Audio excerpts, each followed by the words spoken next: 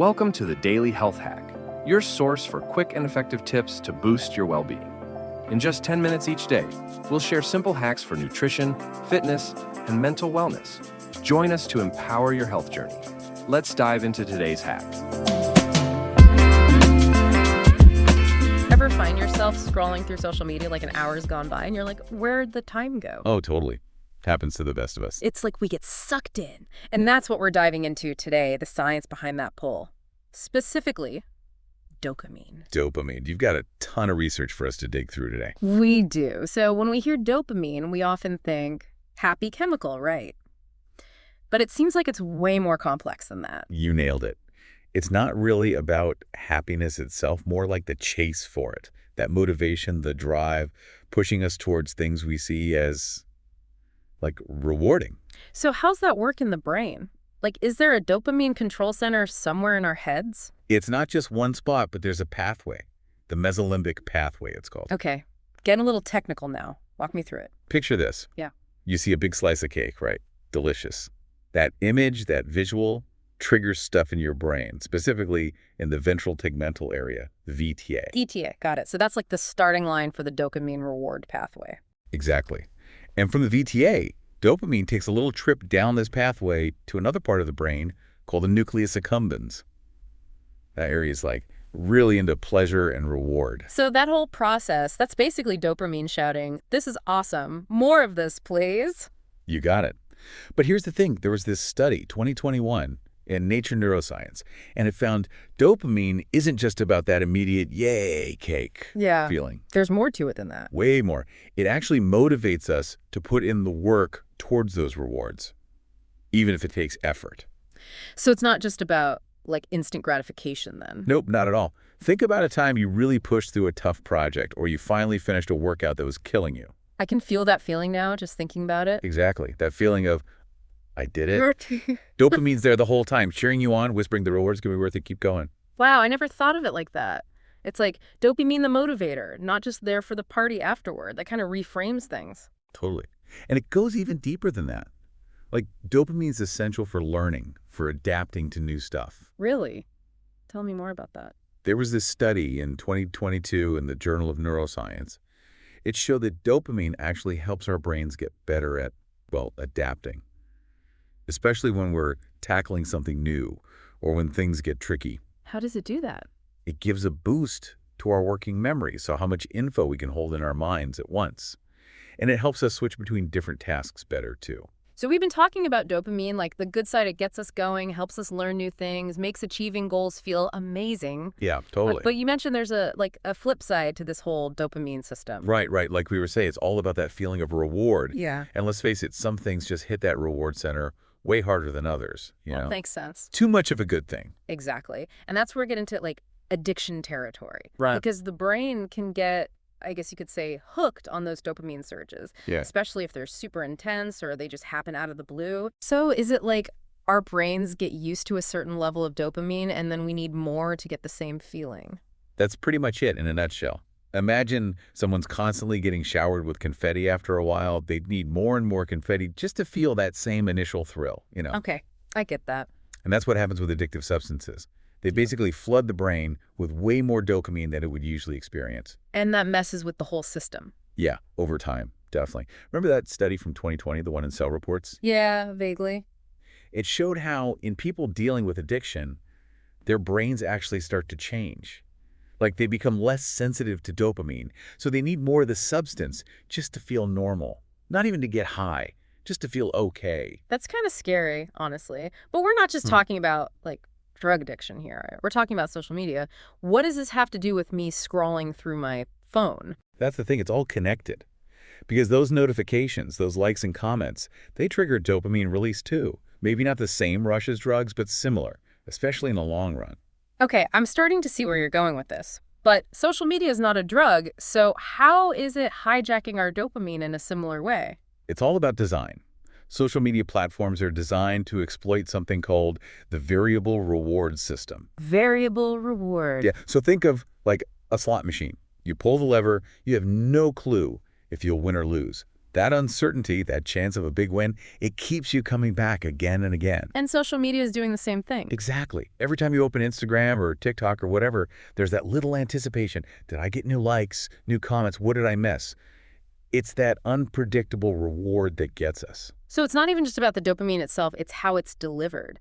That element of surprise, that's what hooks us. You got it. That's why it's so hard to resist checking, scrolling, refreshing. Our brains crave that novelty, that unpredictability. And these companies, they know exactly how to use that. It's like they figured out how to push our dopamine buttons without us realizing. That's a great way to put it. And over time, all this unpredictable dopamine stimulation, it can really mess with our focus, our emotions, even our mental health. Okay, so these social media platforms are basically experts at grabbing our attention with those little dopamine hits. Right? But what does that actually do to us? I mean, you said it affects our focus, our well-being, all of that. It does, yeah, in a few different ways. Like what? Well, imagine like you're trying to concentrate on something. Writing an email, reading an article, whatever. I can barely even remember the last time I actually focused on reading an article. Right. It's tough these days.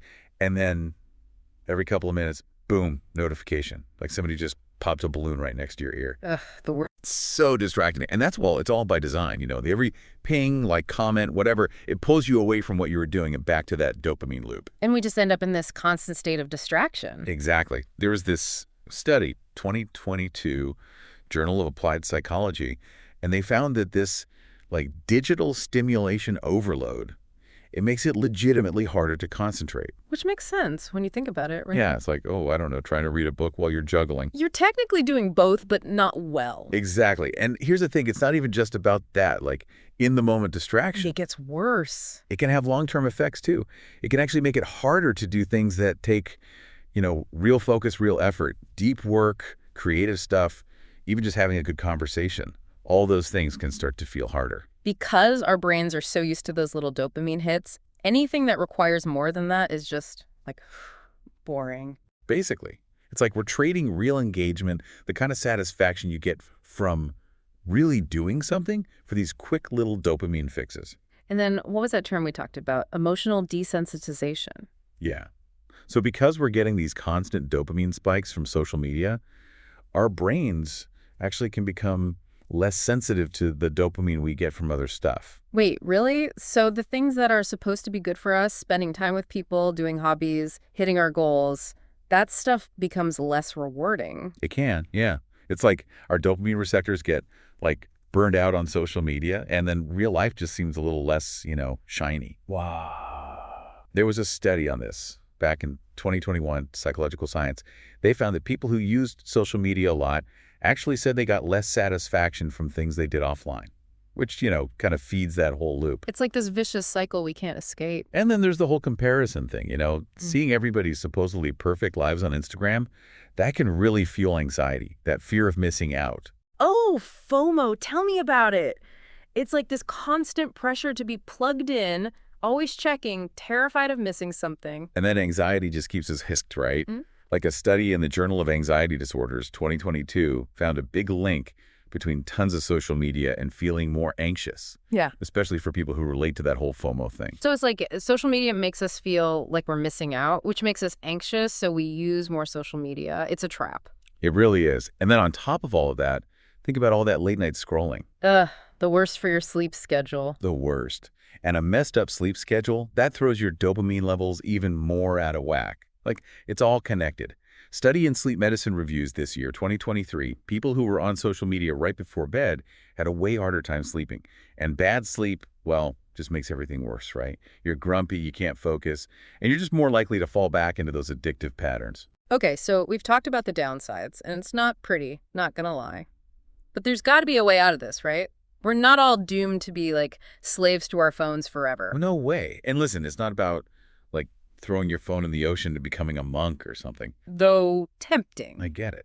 But it's really about awareness. Like, understanding how these platforms are designed and then making choices about how we want to use them. Okay, so how do we do that? How do we take back control of our dopamine, of our digital lives? Give us the good stuff. One thing that's really powerful is just taking breaks.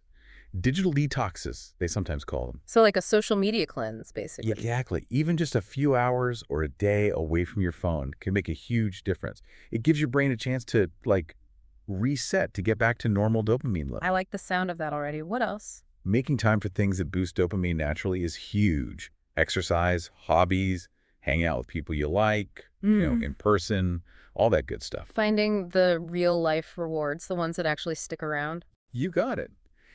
And this might sound a little out there, but mindfulness can actually be a game changer. Mindfulness, like meditation, being present, all of that. Yeah. This study, it was in Neuropsychology 2023, found that mindfulness meditation actually increases your dopamine levels. But not just anywhere in the brain, specifically in the areas that are all about self-control and focus. So instead of letting dopamine kind of take us for a ride, we learn to like surf those waves a little better. Yes. It's about being more aware of your thoughts, your feelings, all those impulses without, like, judging yourself for it. Just noticing them. Exactly. And when you do that, you can start to make more intentional choices about your time, your energy. You can decide to engage with technology in a way that actually feels good, that lines up with what you care about instead of just letting it run the show. Wow, we really went deep today. Dopamine treasure maps, digital detoxes, mindfulness, who knew? It's amazing, right? This one little neurotransmitter. And it's not even good or bad. It's just about figuring out how to work with it. Exactly. Once you understand the science behind it, it's like you unlock this whole new level of control over your life. You can use it to power your motivation, feel better in general, and just, like, live a more fulfilling life online and off. I love that. So as we wrap up this deep dive into dopamine, here's a question for you to think about. How is dopamine shaping your relationship with technology? Are you calling the shots, or is it calling the shots for you? Something to think about. Thanks for joining us for this dopamine adventure, everybody.